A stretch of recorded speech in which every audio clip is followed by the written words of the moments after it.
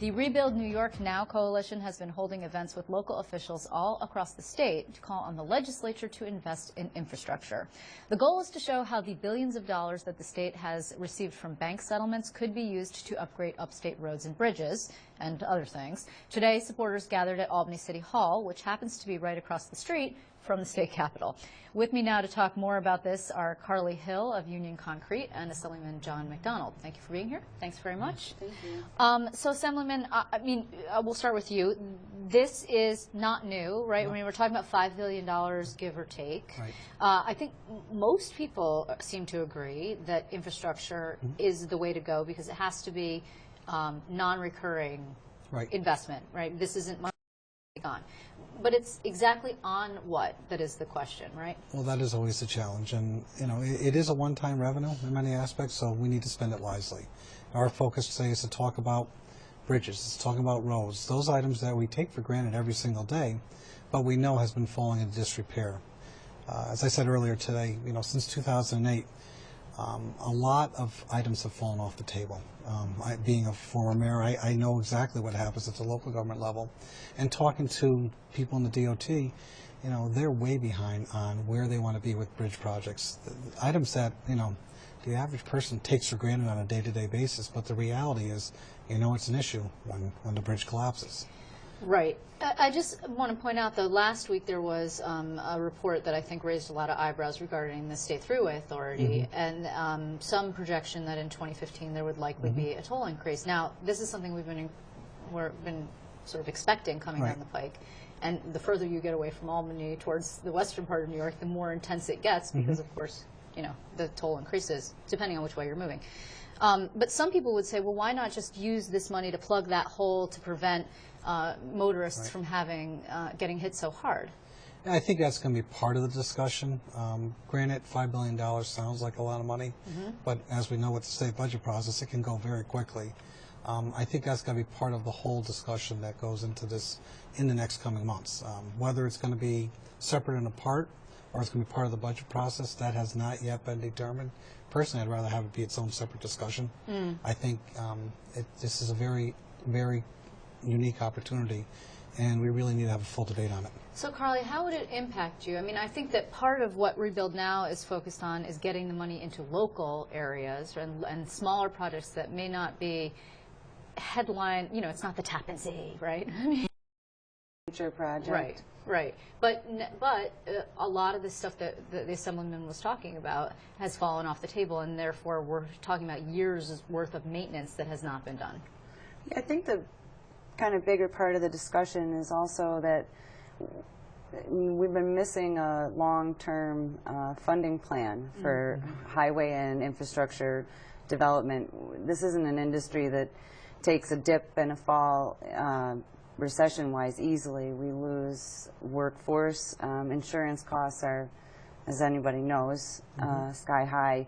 And maintaining your business infrastructure so that you're ready, willing, and able to go when the jobs hit the table isn't the easiest thing for our industry. And so when you have a lack of long-term investment goals, like a 5-year plan, our industry doesn't do so well. It's just not the nature of things. And so when we're looking at this kind of investment opportunity, it kind of would fill a stopgap that's been building over the past several years. Now, you're from Buffalo, the Buffalo area, yeah, right? Western New York. So the governor's been focused in particular on Buffalo and spinning up money, and actually for all over the state for various different projects. He did that in the first term. But I mean, Buffalo has a lot of cranes in the air, so you guys must be doing well. There is a great boom in commercial development. We have our own signature project running, which is the ramps and the intersections off of the International Peace Bridge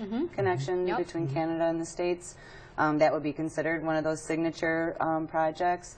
But I feel as though a lot of the regions that we interact with, whether it's the town and county supervisors, the DOT organizations, and the townships surrounding, the southern heading west or heading east across the state. Yeah.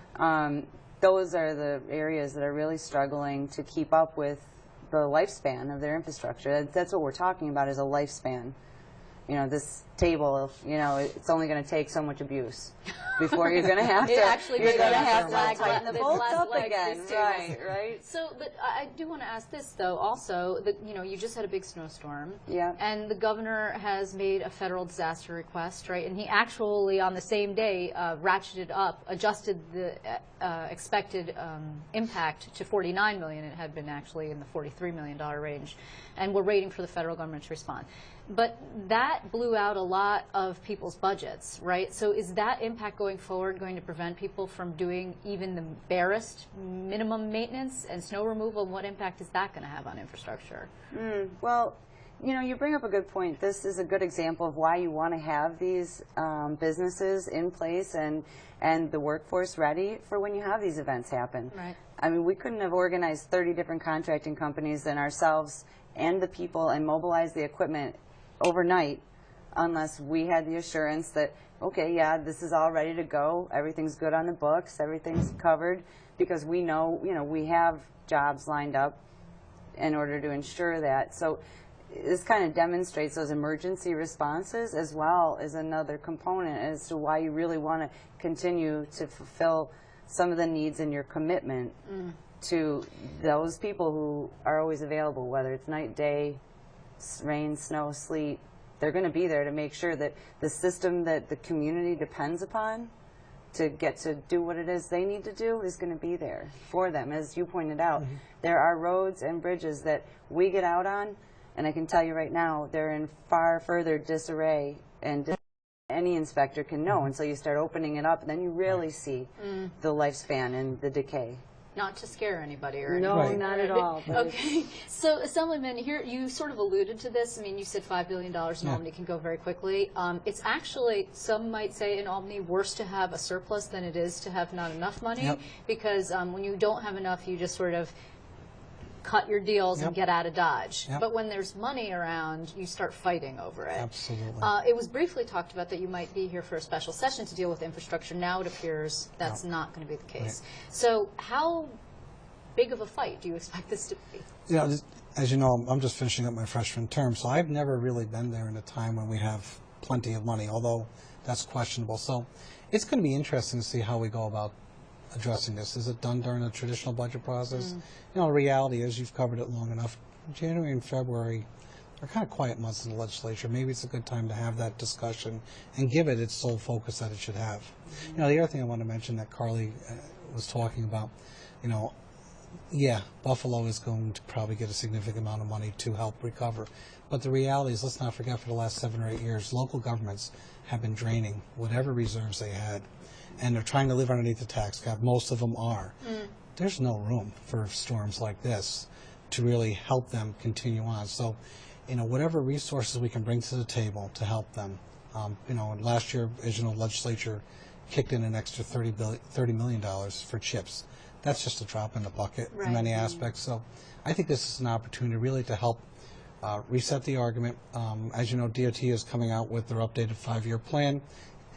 They've always had a plan. The problem is it hasn't always been funded properly. This is an opportunity to really fund it properly. Well, do you envision then that there will be the usual downstate-upstate struggle with the MTA and downstate lawmakers trying to get the share for that operation, and then subsequently the upstate lawmakers saying, well, if we're going to put this money into New York City, we have to have an equal, it's usually not equal, but a fair share for upstate?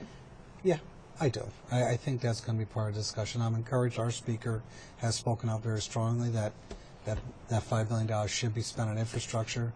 What that definition is going to be has not been clearly defined. Doesn't include mass transit. One would definitely argue that mass transit should be part of that, but not all of that and not a high percentage of that, but part of it. Well, it's going to be interesting to see how you guys slice this pie up. It's been sliced up several ways already in everyone's imagination, but not actually on